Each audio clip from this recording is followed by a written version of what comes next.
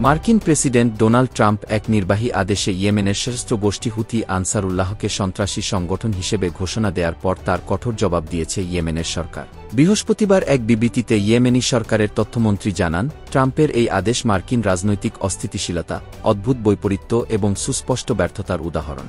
যুক্তরাষ্ট্র কখনো আমাদের সন্ত্রাসীর তালিকায় রাখে, আবার কখনো সেই তালিকা থেকে বাদ দেয়, আবার তালিকাভুক্তের এক প্রহসনের খেলায় মেতেছে। ইসরায়েলি সন্ত্রাসবাদের সঙ্গী অপরাধী মার্কিন প্রশাসন কখনো কাউকে সন্ত্রাসী বলার নৈতিক অধিকার রাখে না। মাতৃভূমি ও জনগণকে রক্ষা করতে হুতি যোদ্ধারা লড়াই করছে এবং করে যাবে।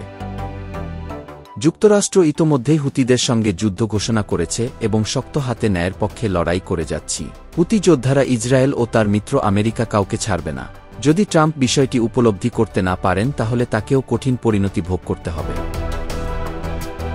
এদিকে হুতি যোদ্ধাদের পক্ষ থেকে বলা হয়েছে, এই অঞ্চলে যে কোনো আধিপত্যবাদের বিরুদ্ধে হুতি যোদ্ধারা সব সময় লড়ে যাবে।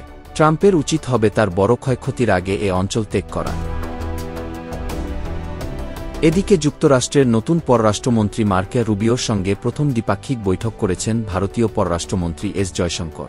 বৈঠকে ভারতের বিভিন্ন ইস্যু ছাড়াও বাংলাদেশ প্রসঙ্গে আলোচনা হয়েছে বলে বিভিন্ন গণমাধ্যম সূত্রে জানা গেছে। ডোনাল্ড ট্রাম্পের শপথ গ্রহণ অনুষ্ঠানের যোগ দিতে ওয়াশিংটনে যান ভারতীয় পররাষ্ট্রমন্ত্রী। সেখানে এক বৈঠকে যুক্তরাষ্ট্রের পররাষ্ট্রমন্ত্রীর সঙ্গে এসব আলোচনা হয় তার।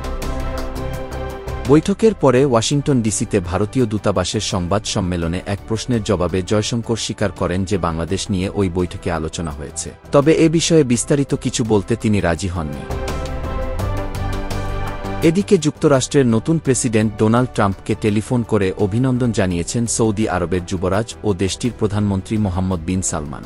একই সঙ্গে ট্রাম্পের শাসনের মেয়াদে যুক্তরাষ্ট্রে $60,000 কোটি বিনিয়োগেরও প্রস্তাব দিয়েছেন।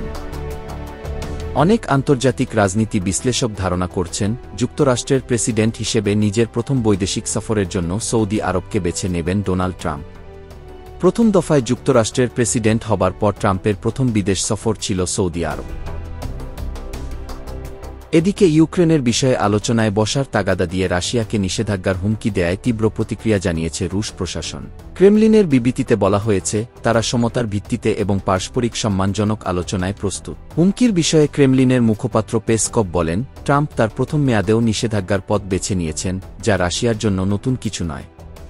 তবে মস্কো আশা করে রাশিয়ার প্রেসিডেন্ট ভ্লাদিমির পুতিন এবং ট্রাম্প শিগগিরই ইউক্রেন যুদ্ধ নিয়ে ফোনে আলোচনা করবেন।